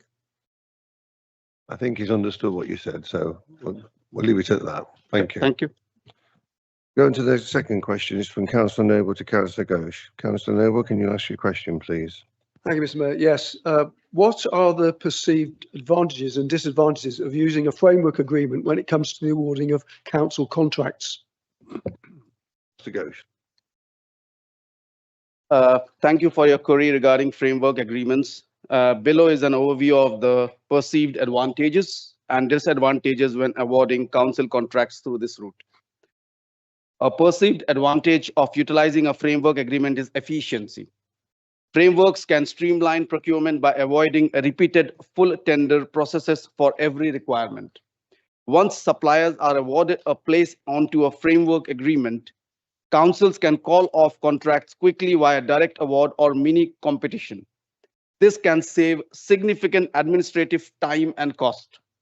In addition to this, framework agreements can result in better rates being accessed due to the economies of a scale of a national framework, which can lead to a bulk discounts and competitive fixed rates over the framework's duration.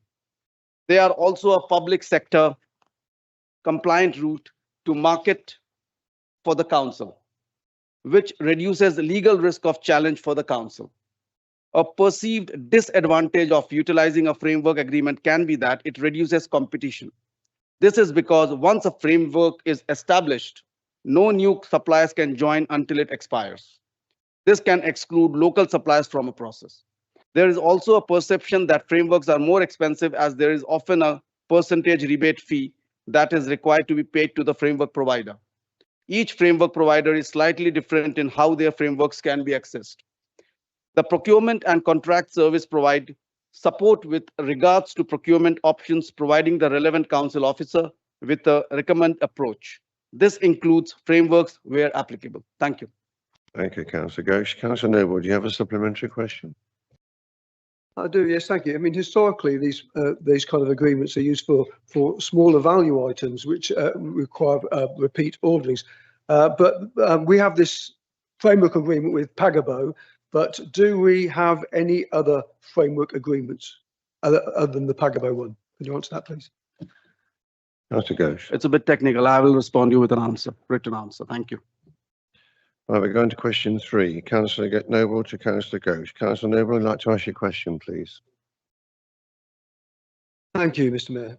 The cost of demolition works of all the structures on the B&M building and the Crown House sites was 380,637 and then 60 pence. Under the council's current contract procedure rules, such a sum would be above current Procurement Act 2023 thresholds, resulting in use of the UK public procedure via an e-tendering portal and find a tender notice. How many tenders were received by the council for the aforementioned demolition contract? Thank you. Councillor Ghosh, would you like to respond? Thank you, Chair. I thank Councillor Noble for his question. The demolition works were procured compliantly via the Pagabo framework, a public sector compliant framework that Boston Borough Council is able to utilize. This framework allows for the direct award of a contract to any company who has met the very stringent assessment and assurance requirements to be admitted onto the framework. For the Rose Garden Square project, a direct award contract was entered into with Lindum, a local assured contractor. This contract award complied fully with the council's contract procedure rules as well as the Public Contracts Regulation 2015, under which the Pagabo framework was awarded. As the council's contract for the scheme is with Lindum, the council itself does not then seek or receive any tenders for the different elements of the contract, such as demolition or electricity connection, as those quotes are secured by the council's contractor Lindum from its supply chain partners. In respect of the demolition works to which Councillor Noble refers, Lindum sought 3 quotes and secured 2. The winning quote was then confirmed as representing best value for money by the council's own cost consultants prior to Lindum contracting those works. Thank you. Thank you, Councillor Ghosh. Councillor Noble, do you have a supplementary question? Only this, Mr. Mayor. Thank you. Yes, as I said earlier, that these framework agreements normally they're for long-term umbrella contracts with pre-vetted suppliers for setting standard items, for example, price quality for future smaller orders, avoiding repeat tenders. So why did we use a framework agreement for a contract that was so expensive at 380,000? Thank you. Councillor Ghosh, would like to respond? I'll go back to the previous answer I gave you. Frameworks can streamline procurement by avoiding repeated full tender process for every requirement. So that's your answer. I just gave you the answer. Thank you. Thank you, Councillor Ghosh. The fourth question is from Councillor Dorian to Councillor Broughton. Councillor Dorian, I'd like to ask you a question. Please provide an update on the Greater Lincolnshire Mayoral Combined County Authority board meetings you've attended as a representative of Boston Borough Council and a summary of decisions which will most affect the residents of Boston. Councillor Broughton, would you like to respond, please? Thank you, Councillor Dorian, for your question. I attended the GLM CCA Employment and Skills Board meeting in October. The meeting focused primarily on governance, programme updates and progression of proposed funding and transport initiatives across Greater Lincolnshire. No decisions were made at that meeting which would have an immediate or direct impact on Boston Borough Council, and when meetings result in such decisions being made, members will be updated through the appropriate council channels. Thank you, Councillor Broughton. Councillor Dorian, do you have a supplementary question? Yes, I do. Yeah, actually, a decision was made at that meeting. You voted during that meeting with the mayor, the reform mayor, Dame Andrea Jenkins, to withdraw free ESOL courses for the residents of Boston. And given our reliance on migrant workers in our healthcare and medical industries, our food processing plants, our tourism and culture sections, how on earth are you going to mitigate the impact that's going to have on those migrant workers? Councillor Broughton, would you like to respond? Yeah, I'm happy to send Councillor Dorian a written response. Question 5 is Councillor Dorian to Councillor Broughton. Councillor Dorian, would you like to ask your question, please?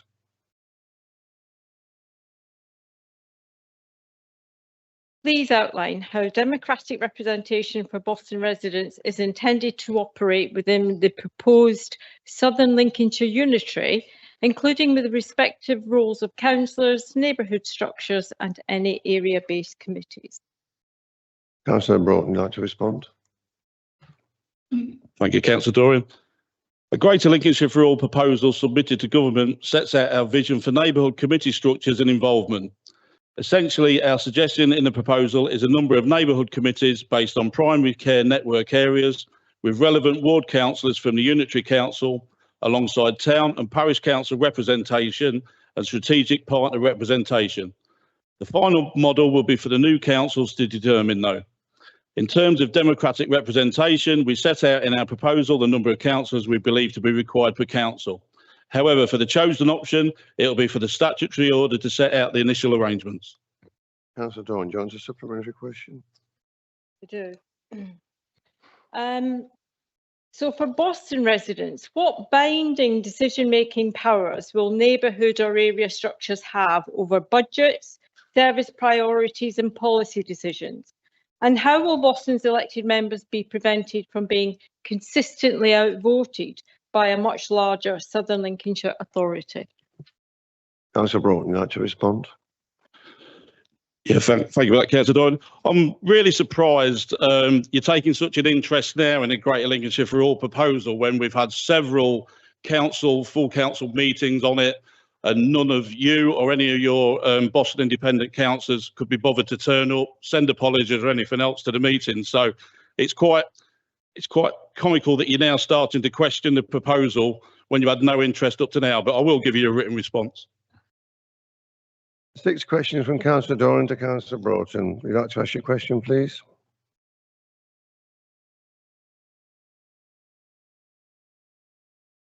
How will financial decision-making and budget prioritisation within the proposed Southern Lincolnshire Unitary be governed within the new Unitary Authority to ensure fairness across different communities? Councillor Brown, like to respond? The budget setting process for the new councils will be similar to the process we follow at present in the existing councils.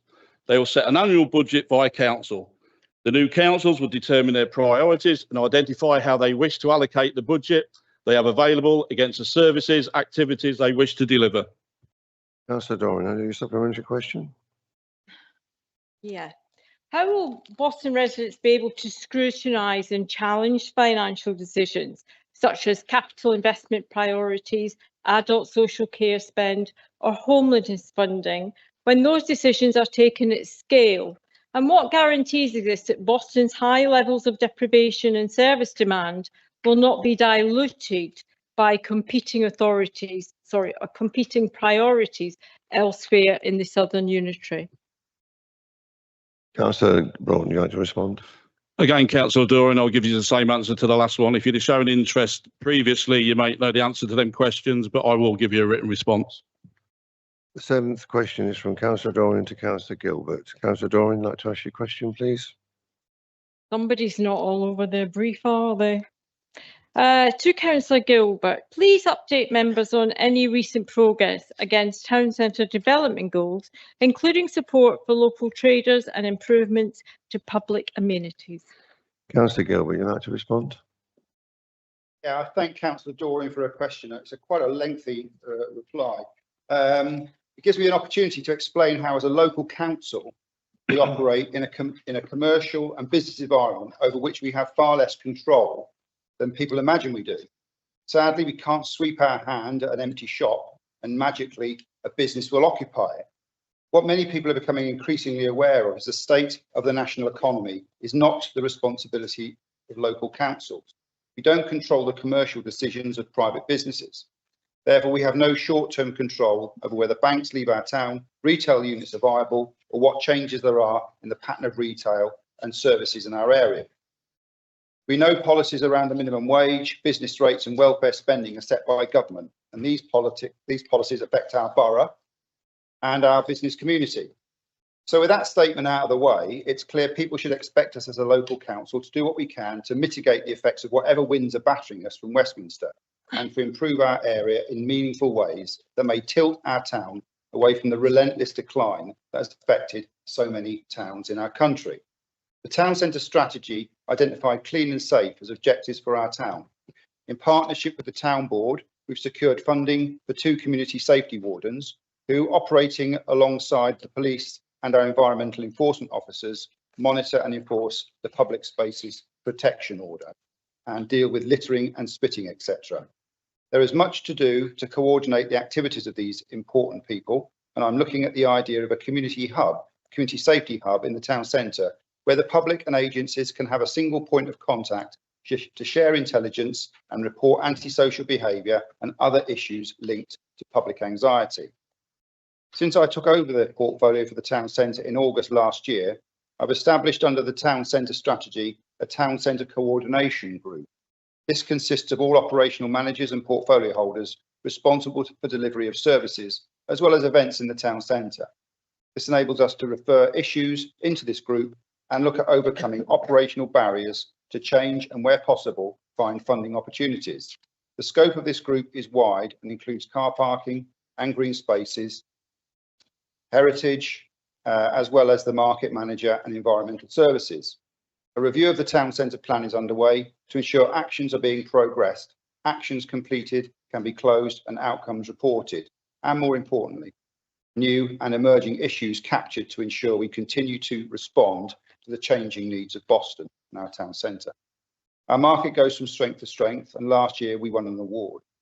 We're looking at establishing closer links, closer working relationships with HMP North Sea Camp to enable us to improve things like town centre street name signage, and with other volunteers, the appearance of street furniture like finger posts and bollards, seating and bins, as well as tackling weed growth and general tidiness.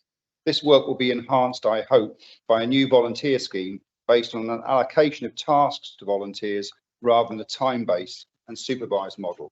and will include a schedule for the town centre upkeep and maintenance. I hope for reasons of civic pride and mental and physical well-being, Boston's community come together and get involved as volunteers. In respect of Boston being open for business, I'm actively pursuing the establishment of a Boston Business Association. This has been work in progress for over 18 months. However, I'm hopeful that we can get this association established shortly, and then we can hear the views of the business community and feed their observations into what I hope will evolve into a self-sustaining town centre development and community safety ecosystem. With the ongoing support of the Boston Town Board, with the opportunity to partner to spend money on the physical infrastructure of our town centre.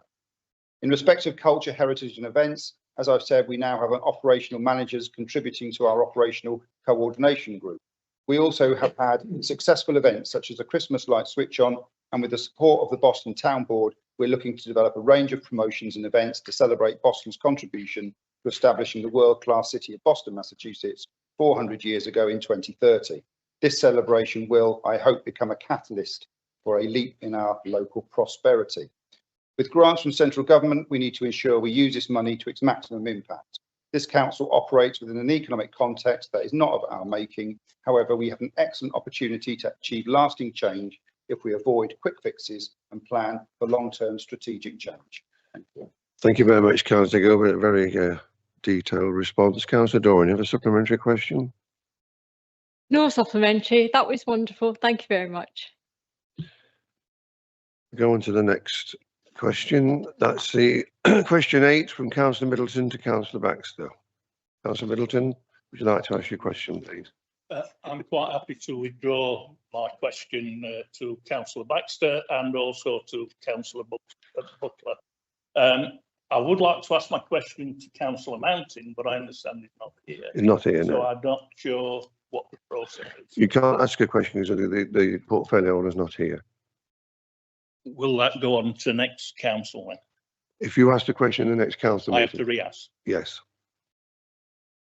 Let's go on to question number 9. That's been withdrawn, sorry. Question 10. That one's withdrawn at the moment. Question 11, Councillor Creswell's not in attendance, so we can't ask that one. And then question 12 is withdrawn. Question 13 is withdrawn. That's the end of the questions. So, thank you very much, councillors. That concludes the formal business of the meeting. I thank you all for your attendance. Thank you.